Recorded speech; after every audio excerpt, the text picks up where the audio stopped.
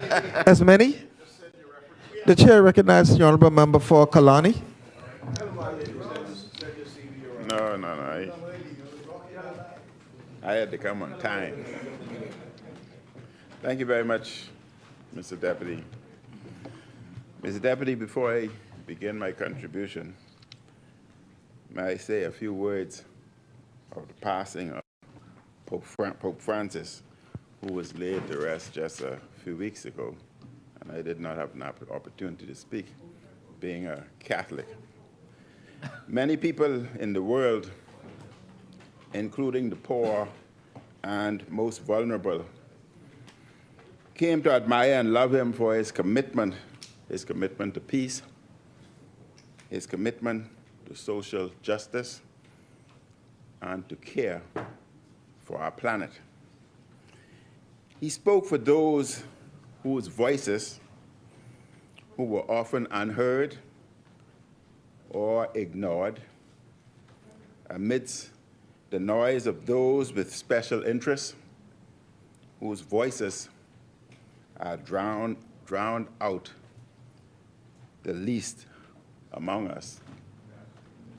Mr. Deputy, Pope Francis reminded those of us in public life that we are not here to serve our narrow interests and to enrich ourselves at the expense of those we serve.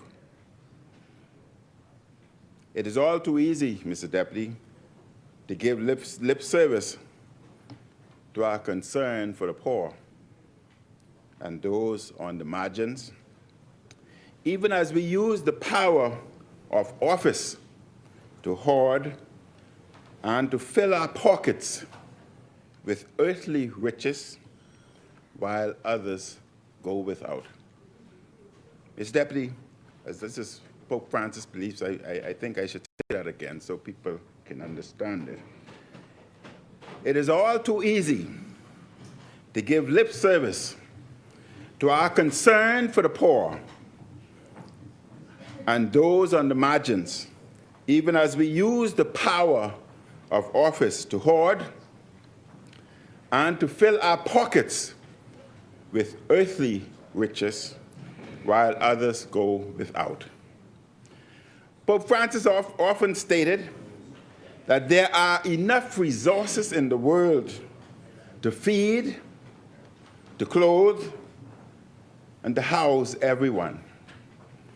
Even as we mourn his passing with words, may our actions in this house and in our country pay true tribute to him by fostering a greater common good. Mr. Deputy, it should be a common good that provides greater health care, financial opportunity, and education for all of God's children. May he rest in peace, and may we all, Catholic and non-Catholic, follow in his footsteps in care for all of God's children, who are indeed our brothers and our sisters. Mr. Deputy, the words and the beliefs of Pope Francis was believed by Sir Lyndon Pinling. He shared those views. They were also the views of Sir Cecil Wallace Whitfield. They were the views of the original PLP. And Mr. Deputy, I share those views, and I stick with those views.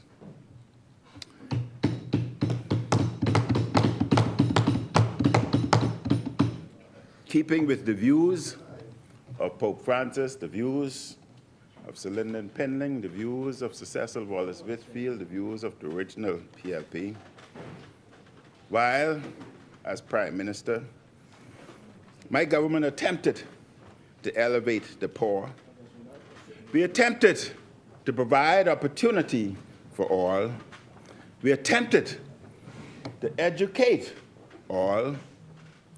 We attempted to present a formula that would allow housing for all.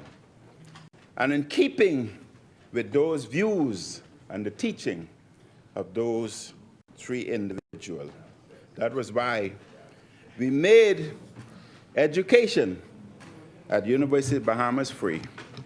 We made education at BTVI free. We made education at BAMC free.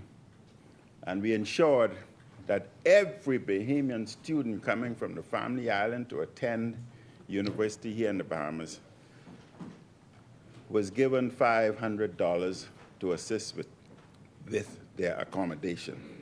We made preschool, Mr. Deputy, free. And for those private schools that could not accommodate additional students, we provided them with assistance and ensured that public students could be admitted into private schools, and we, as government, subsidized them to the tune of $2,000 per student. Mr. Deputy, we did and put forth suggestions for Family Island to ensure that they too would have had preschool education.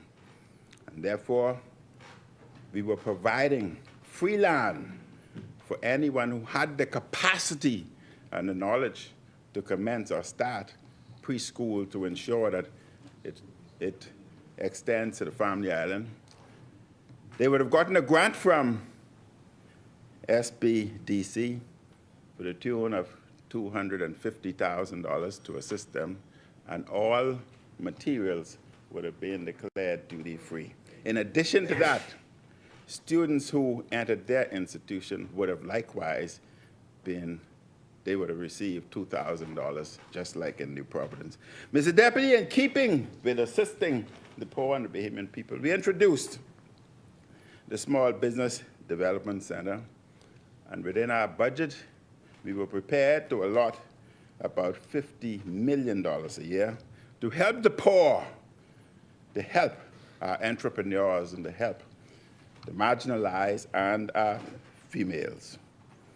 We made, Mr. Deputy, the inner city tax-free zone, and was our suggestion, was our plan to ensure that these tax-free zones would have extended to the marginalized and poverty-stricken areas.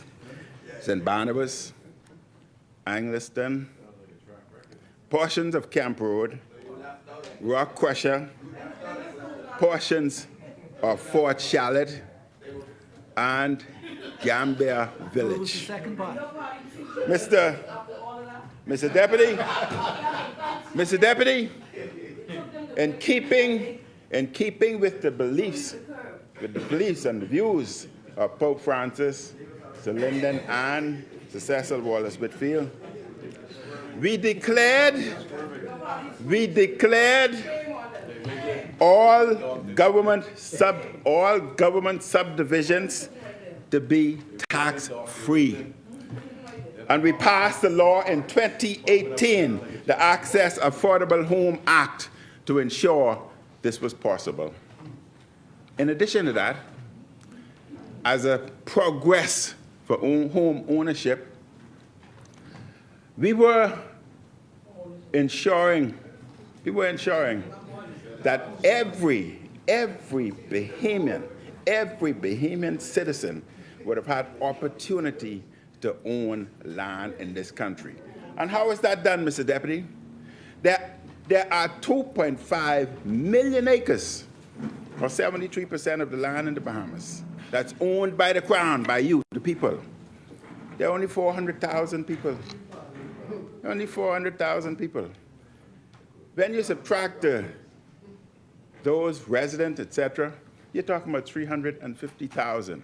So with our Access Affordable Home Act and developing subdivisions throughout, there were opportunities for every Bahamian to own land and still have sufficient for centuries to come.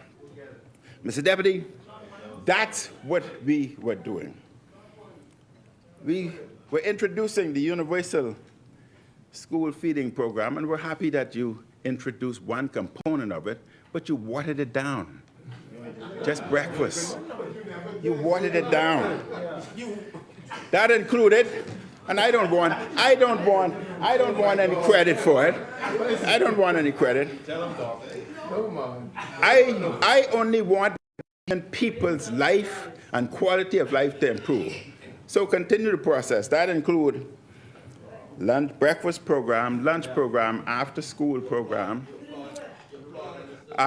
feeding program, and at the same time, the after school program allowed individuals to stay behind so that they can complete their homeworks. I don't want the credit. I don't want the credit. Mr. Deputy, this government had stopped the tax-free zone for the poor, the inner city. I asked them, bring it back, bring it back. Mr. Deputy, I rise today on behalf of the Kalani constituency to contribute to the debate on the Executive Entities Amendment Bill 2025 and the Banks and Trust Companies Regulation Amendment Bill 2025.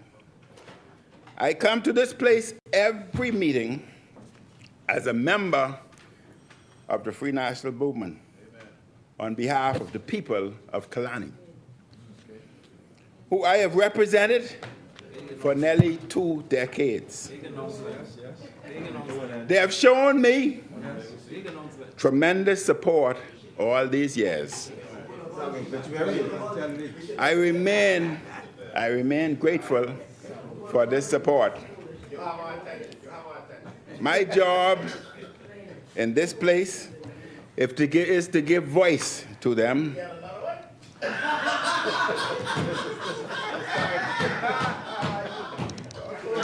Order, members.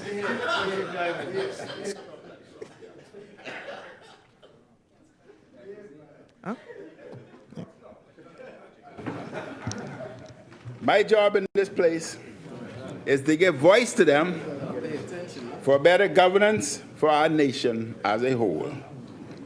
It is a pleasure to be their representative in this place, and I look forward to continuing this representation.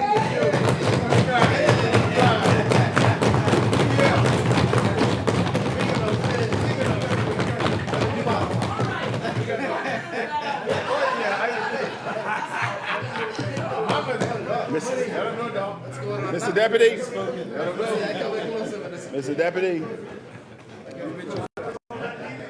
I want to at this time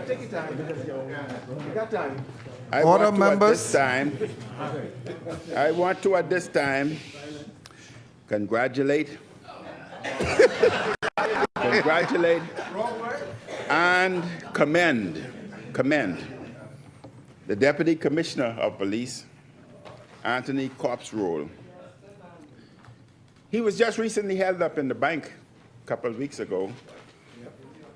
He was robbed, and he demonstrated leadership and maturity while being robbed. He kept the bank staff relaxed and comfortable. He did not pull his gun. He could have pulled his gun and faced the robber, but with an AK-47, once you touch the trigger, 50 shots. And therefore, many members in the bank could have been dead, including the Deputy Commissioner of Police. Mr. Deputy, that demonstrates leadership, that demonstrates maturity, common sense, and responsibility. I can say with confidence that his action at that time, restraint, saved many lives, including himself, his own.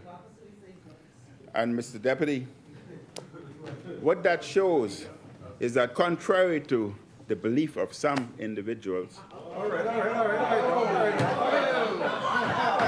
Contrary to the belief of some individuals, the police are not trigger happy. The police use their weapons when it comes to saving lives. The Banks and Trust Companies Regulations Amendment Bill, Mr. Deputy, 2025, seeks to make several amendments to the Bank and Trust Companies Regulations Act in order to make provisions for A, the Central Bank of the Bahamas to regulate any executive entity registered under the Executive Entities Act that exercises the power and duties of trustees. B, any foundation to be included under the central bank's regulatory regime as an entity to which registered representatives may offer foundation agent services. The Executive Entities Amendment Bill 2025 seeks to amend Section 13 of the Executive Entities Act to make provision for an executive entity that is registered under the Principal Act to be subject to the regulatory oversight of the regulator that either licenses or registers the executive entity's agent. We have a vibrant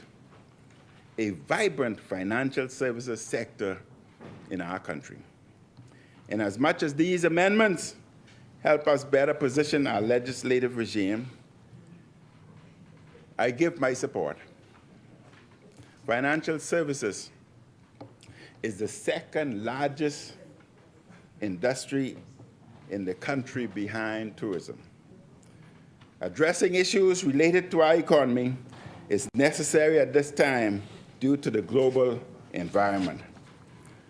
The April 2nd tariff announcement by the United States has sent uncertainty across the global economy.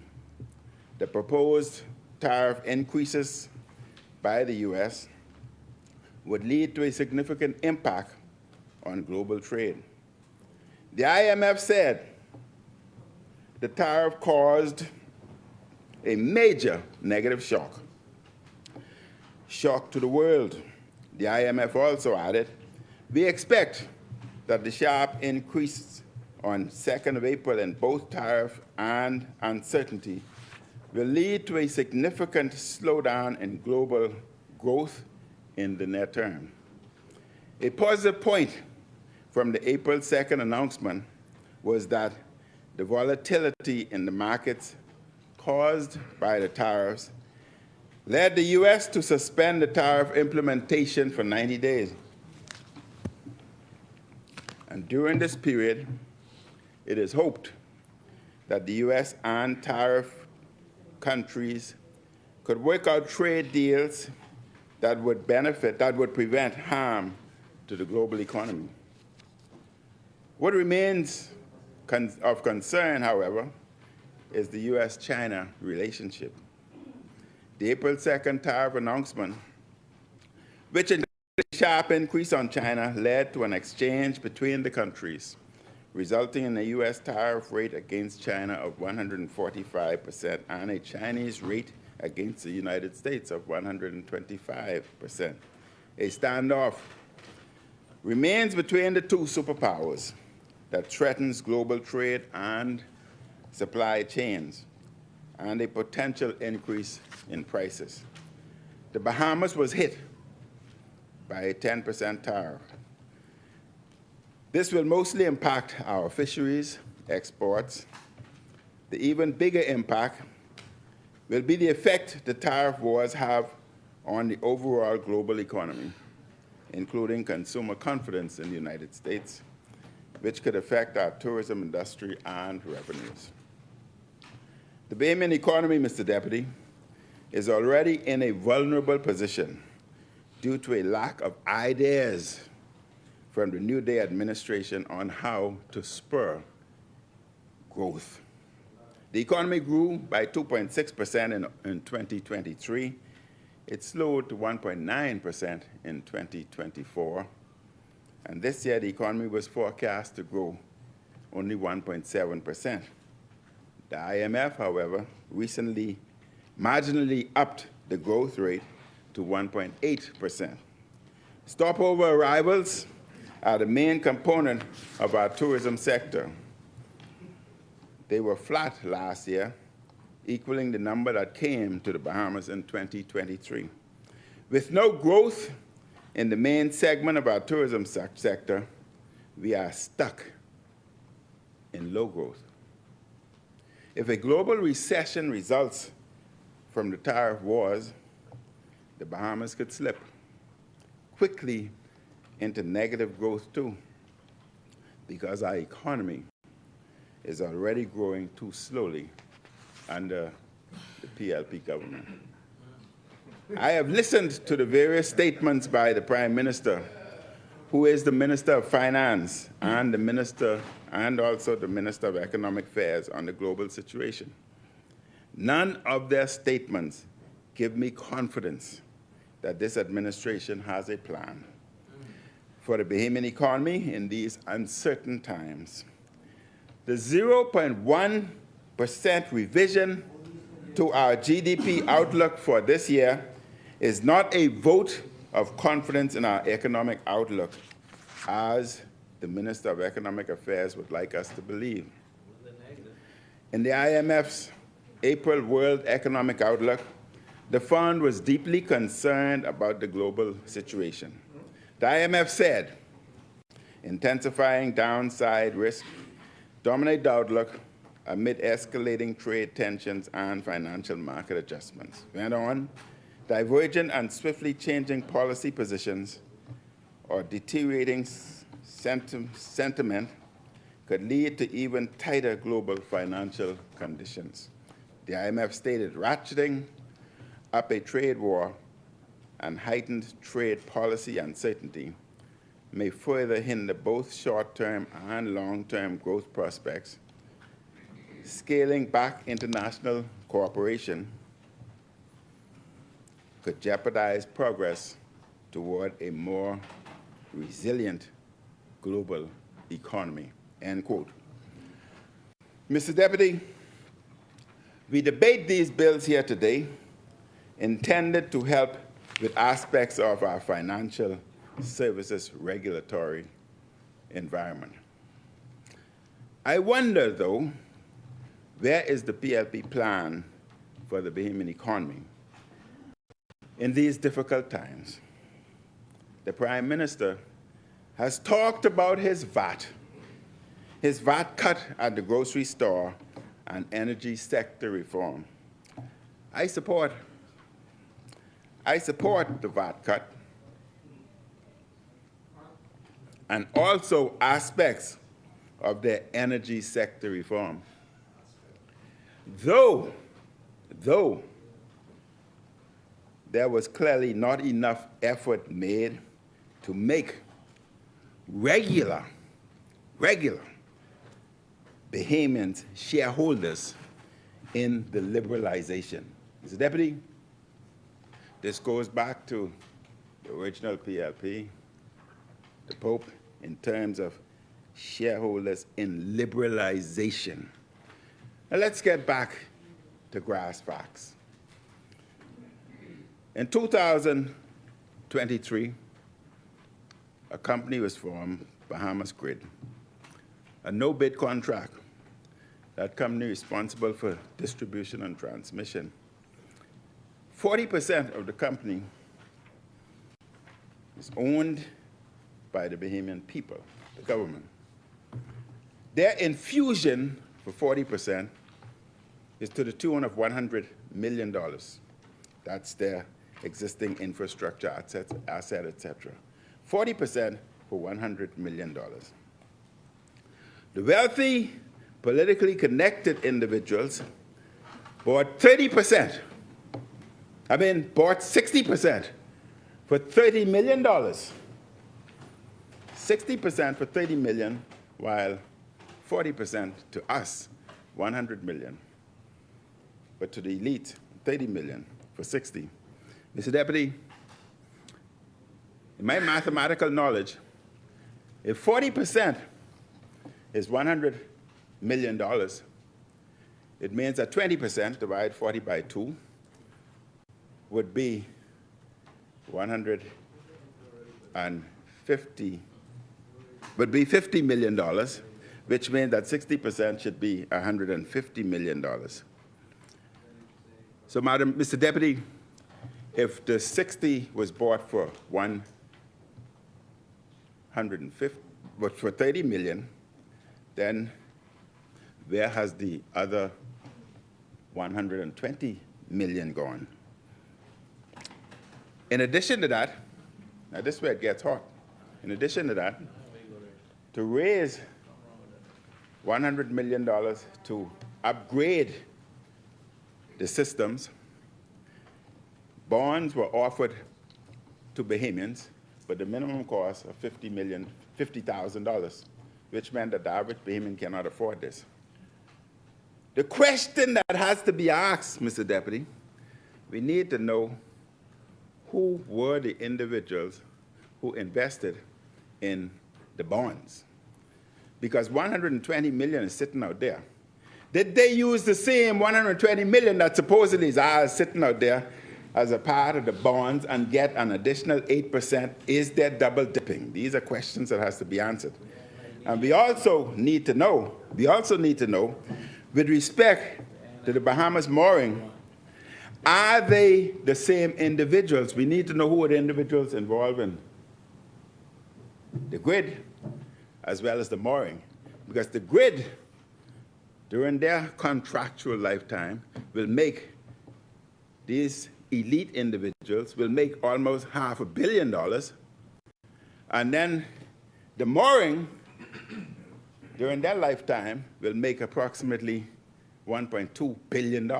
So are they the same individuals? That is not in keeping with shareholders or liberalization. That is not in keeping with liberalization, Mr. Deputy. And I have a lot more to say later. One newspaper recently stated, the Davis administration's energy reform strategy document, Securing the Bahamas' Energy Future, is characterized by political spin and fails to acknowledge the role the PLP administrations have played in BPL. The report also speaks about the transparent approach the Davis administration is supposedly taking to energy reform, a laughable claim, considering we still do not know the commercial details of the various agreements the government has thus far entered into to affect these reforms. Meanwhile, what does the PLP have in its agenda to help grow this short and medium term? It seems as if this New Day administration has run out of ideas more than 3.5 years into their term.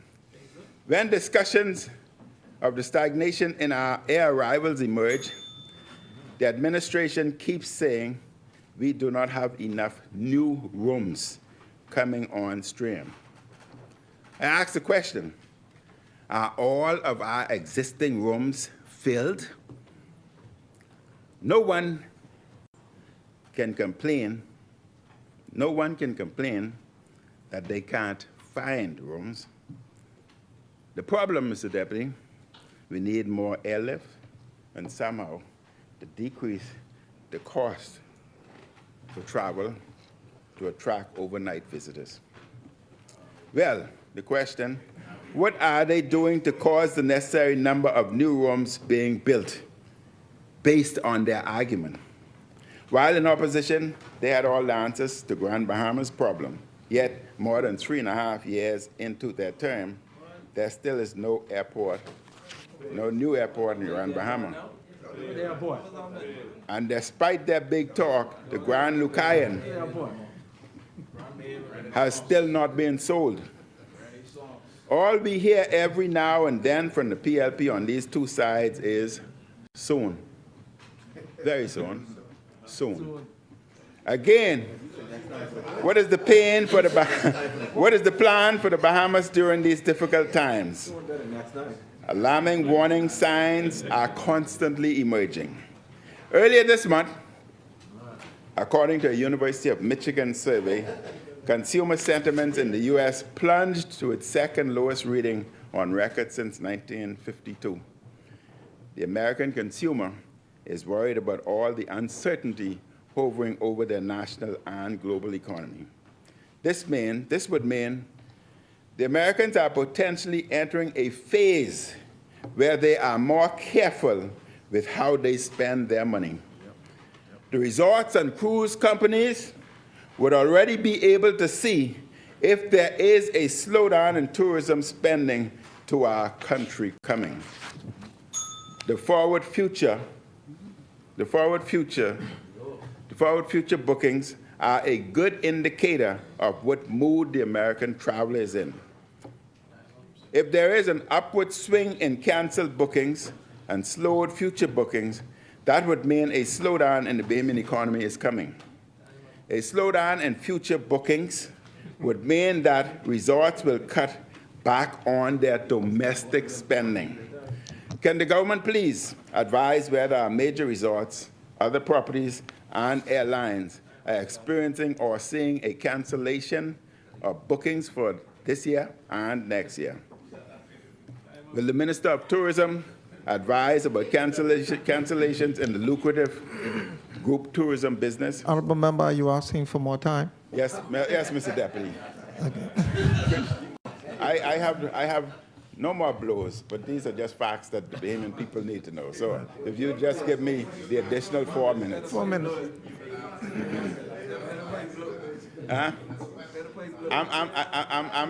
I'm saving the blows for the budget. You got an hour to talk. Anyhow, how is tourism in Grand Bahama and Family Island being affected? Mr. Deputy, I advise the Prime Minister to cut back on the regular luxury travel schedule and to focus on developing a plan for our country during this period of global uncertainty. It is not good enough to just sit and watch what happens, desperately trying to react to the fallout after it happens. The Bahamian people elected his party to have solutions to the problems of the day. The Davis administration is clearly now just hoping that things don't get worse. Hope is not a plan. Hope is not a strategy. We on the opposite side stand ready to work. Stand ready to work with the governing side on legislation and policies to make the Bahamas better. The leader of the opposition has regularly reached out a hand of assistance in a bipartisan manner. I, Mr. Deputy, will support pro-growth legislation in this place, but it has to first be proposed. My worry is that the PLP's mind is focused on the wrong things. The administration has spent its time giving contracts and jobs to its supporters. Mr. Deputy, I have a lot I can run on with, but I want to, before I close, I just want to extend condolences to the Bostwick family on the death of Henry Bostwick, who has made an outstanding citizen, has made great contribution to the advancement of the legal profession, great contribution to the advancement of the Bahamas, and great contribution to the advancement of the Free National Movement. I also, Mr. Deputy, want to just say that we've had a fire just 2 days ago in the Galani constituency, Sea Beach area, and many things had come to mind or that was recognized, noticed at that time. The Deputy, I think we need to look at regulations and town planning with respect to more fire hydrants. The design and the number of fire hydrants, were excellent yesterday, but the population has grown, and therefore we may need new regulations. Maybe amendments even to ensure that fire hydrants are in all subdivisions. gated communities, etc., as this would help. And we need to ensure that we have the necessary drones so that we can look and survey and see the extent of the fire so that we can manage it appropriately. But I want to congratulate the members of the fire department who have done an excellent job in managing the fire in the Sea Beach area.